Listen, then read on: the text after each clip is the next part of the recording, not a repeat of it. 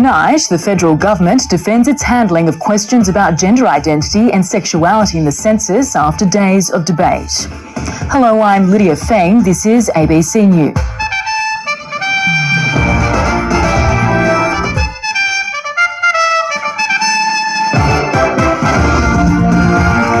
Flooding and wild winds lashed Tasmania, causing extensive damage. Israel recovers the bodies of 6 hostages in Gaza. And gold for Australia in table tennis and cycling at the Paralympics in Paris.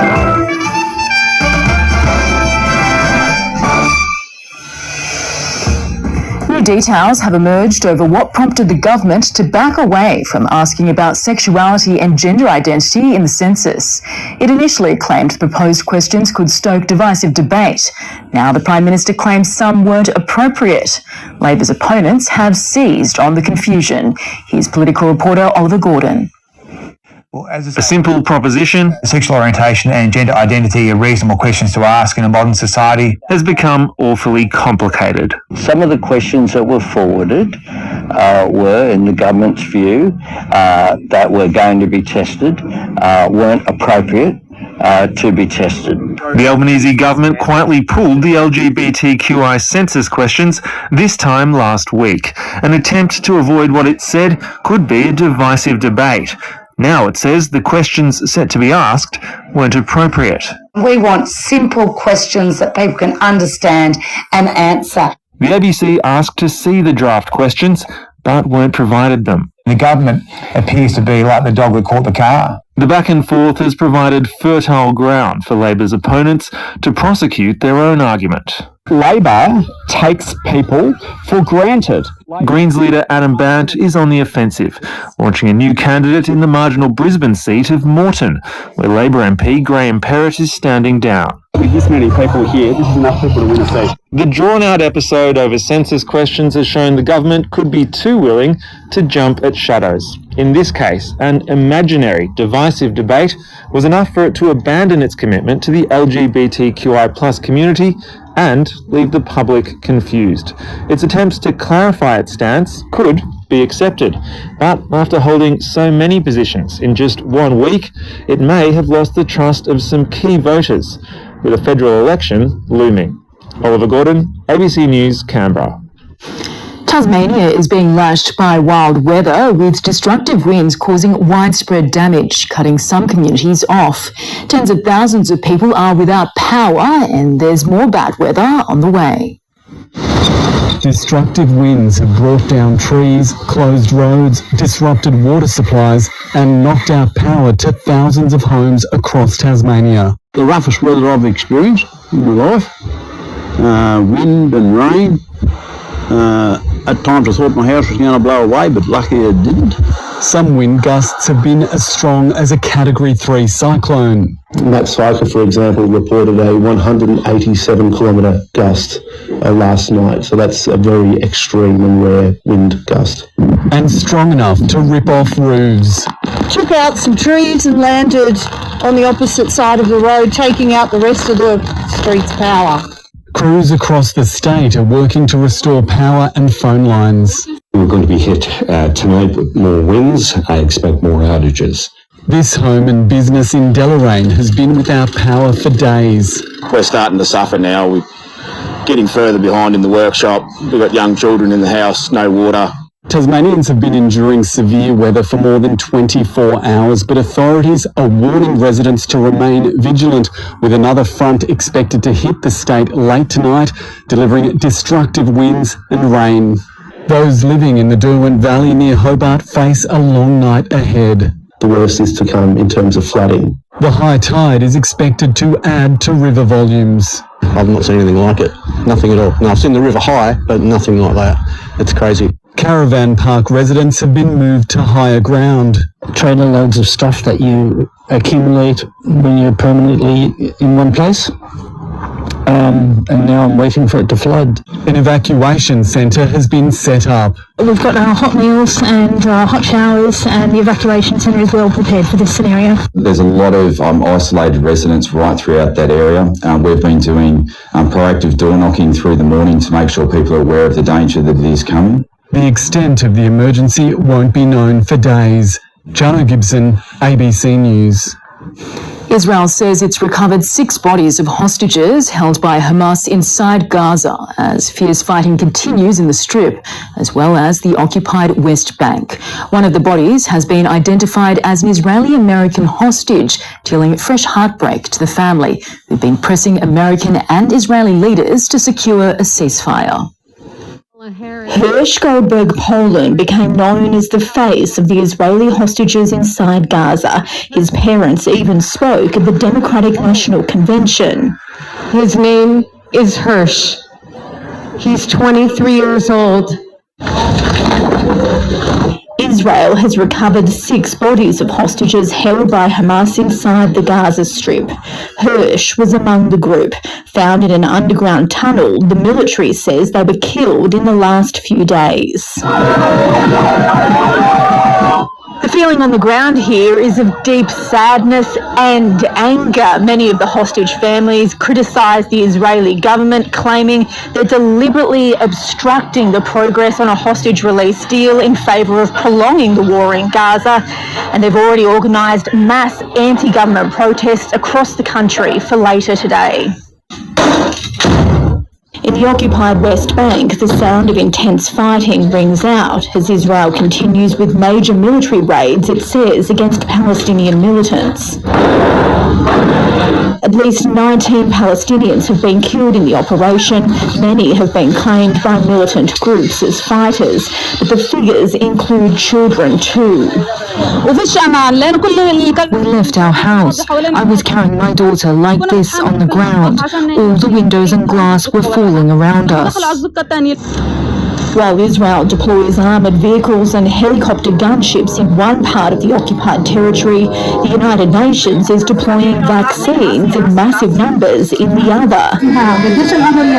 Battling a public health war against the polio virus in Gaza, a deadly disease often spread by water contaminated by fecal matter. Israel has promised temporary pauses so the life-saving vaccines can be administered. 1.3 million doses have already been delivered for administration in the Gaza Strip, and 400,000 more are on their way. It could be just in time for Amal and her daughter Faida. I had to come to the hospital with my daughter, but I had to leave my other children in the tent while I came here. The World Health Organization says medics need to vaccinate at least 90% of the children in Gaza to stop a polio outbreak, a tall order in the middle of a war. Alison Horn, ABC News, Jerusalem. Ukraine has hit power plants just kilometres from the Russian capital, Moscow. Russian officials say their air defence units downed more than 150 drones. But video verified by the ABC shows a number still got through in one of the biggest Ukrainian drone attacks since the conflict started. Europe correspondent Catherine Diss reports from Dnipro in Ukraine. Ukrainian drones hit targets on Russian soil. In their sights, Russian power plants, just like this one, the Konakova electricity station, just 2 hours from Moscow. These videos, filmed by bystanders and verified by the ABC, show the aftermath of Kyiv's latest incursion. Striking even closer to Moscow, drones hit the Kashira coal-fired power plant. Russia's defense ministry says it shot down more than 150 of the Ukrainian-launched drones, but these pictures clearly show some got through. Russia claims its electricity network hasn't been impacted. The attacks coming a day after Russian aerial guided bombs hit Ukraine's Kharkiv region. Residents here are still in shock after the Russian bombs hit without warning. Everything burned down here. The whole room was alight.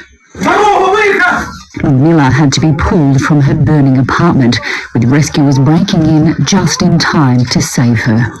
Kharkiv officials say the Russian airstrikes killed at least 6 people and injured dozens more. And it's these kinds of attacks that Ukraine's president wants to counter. Clearing the Ukrainian sky of Russian-guided aerial bombs is a strong step to force Russia to seek an end to the war and a just peace. It's renewed calls for Ukraine's allies to allow Kyiv to use Western weapons to strike deeper into Russian territory. While the fighting grinds on, civilians in border regions are paying the highest price. Catherine Diss, ABC News, Dnipro. There's been another flare-up in tensions in the disputed South China Sea, with the Philippines and China exchanging blame for a collision between Coast Guard ships. Footage shows the two vessels colliding near the Sabina Shoal, some 140 kilometres off the coast of the Philippines. It's the fifth clash in a month as the long-running dispute heats up over various atolls and zones in the sea. Beijing claims almost the entire South China Sea as its territory. The area is a major shipping route, as well as fertile fishing grounds.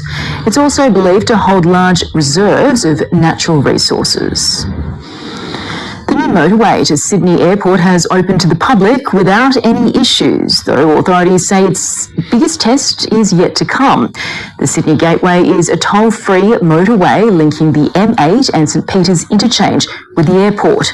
Drivers were able to use the road from around 3 a.m. and traffic was relatively light. Authorities say the coming days and weeks will be a more realistic test with more interstate flights and school holiday travel. They say extra staff are stationed at the airport to help manage traffic flow.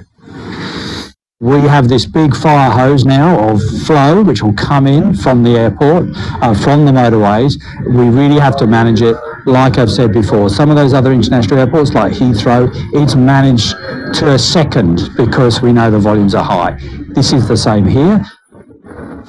Shark nets are now in place at more than 50 beaches across the state. Activists, politicians and community members gathered at Bondi Beach today in protest against the practice. The government says it's prioritising people's safety while also looking at ways to better protect marine life. Ineffective, archaic, and destructive. That's how anti-shark net campaigners describe them. There's no science that says shark nets and killing sharks make beaches safer. They argue the nets do more harm than good, killing unintended targets. It's dolphins, it's turtles, it's rays, it's harmless species of shark. Scientists know that the shark nets don't work, councils know that the shark nets don't work, the public knows that the shark nets don't work. It's the government that needs to catch up. The government says it's prioritizing beachgoers' safety and promises to work with local councils over summer to explore the issue. The Minister for Agriculture, Tara Moriarty, says the nets will be removed at the end of March next year, a month earlier than usual, in response to increased turtle activity in April. I certainly congratulate her for taking that initiative, but we need to then take the next step and the next step so that the government can actually be in lockstep with where the community is at. I know that there are a lot of Liberal MPs that want to see the nets come out. I know that there are also a lot of Labor MPs that want to see the nets come out. It just takes one of the major parties to really make that move and do what's right. An invitation for policymakers to find other ways to live with sharks. Nabil Al-Nashar, ABC News, Sydney.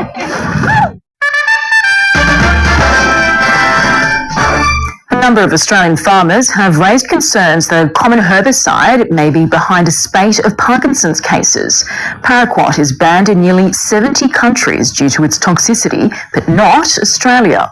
The national regulator greenlit the chemical last month, saying it poses no undue hazard to human health. But scientists say there is growing evidence linking the chemical to the disease. Andy Burns with this report from ABC Regional Investigations. David Jolliffe has been growing potatoes on this Newland property since the 1970s. For decades, he used farm chemicals to manage pests and weeds. I can remember marking potatoes. We used to use the plane a bit, and the plane would fly over your head and just loop around and go back. He now has Parkinson's and believes the farm chemicals he used are linked. There's 4 guys around here, and we all got it about the same time.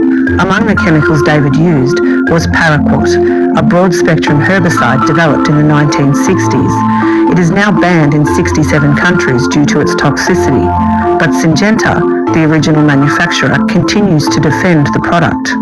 Paraquat is safe for farmers and growers to use. US professor Deborah Corey-Slechta has conducted independent animal studies that show mice injected with paraquat develop signs of Parkinson's.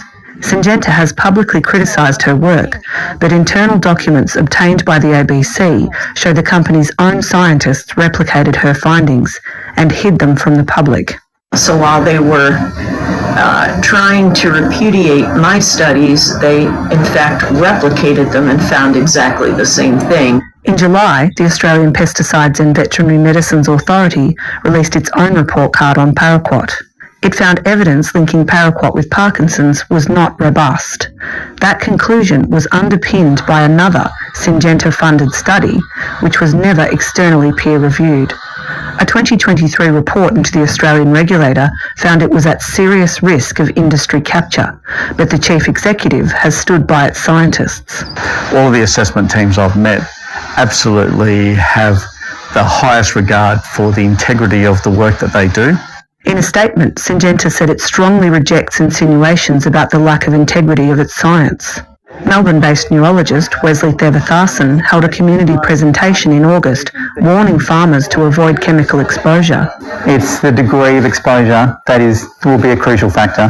He says many of his Parkinson's patients have used pesticides and that he can't understand how the regulator reached their decision. Why, when faced with the same evidence as those other bodies, have they come to a completely different conclusion?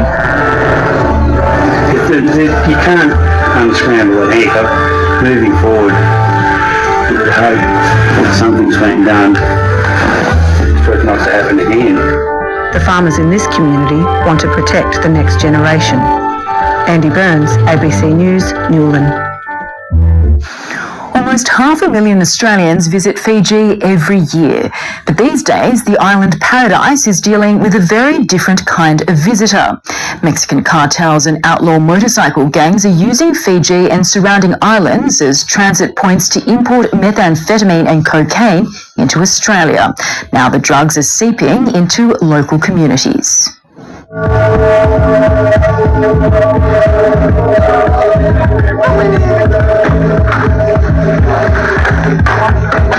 It's a long way from white sand, beaches and blue skies.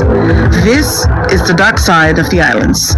Children they having injection here, this place, especially at the back of the bus stop.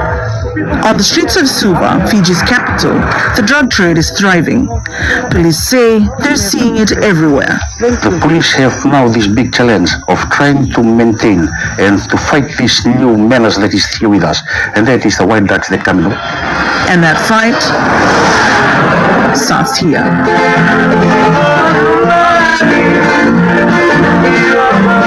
It's the welcome most tourists expect when arriving in Fiji, but this one is a little different. What do you see the dogs looking for?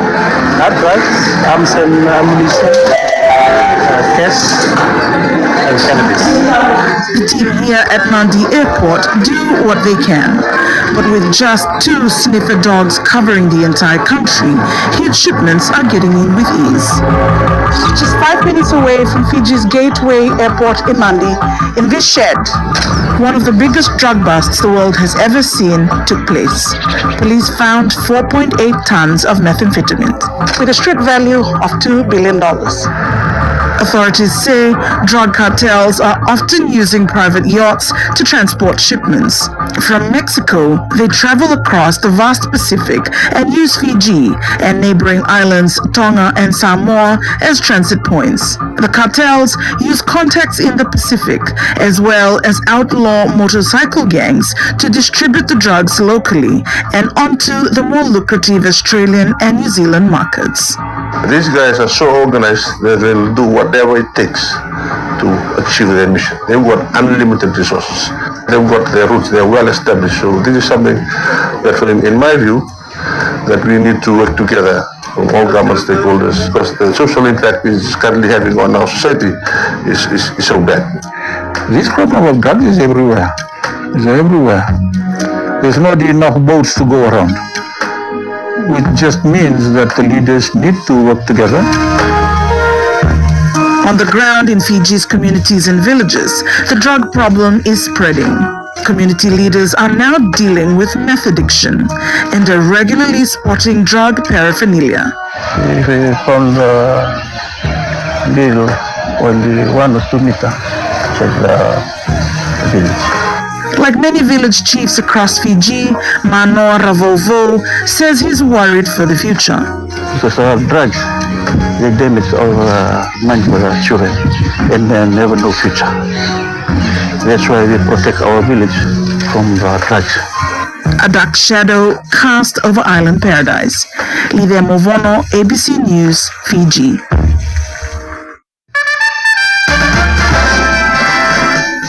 Australia's had another successful day at the Paralympics, winning 2 gold medals. The triumphs in table tennis and cycling were complemented by more medals at the athletics track.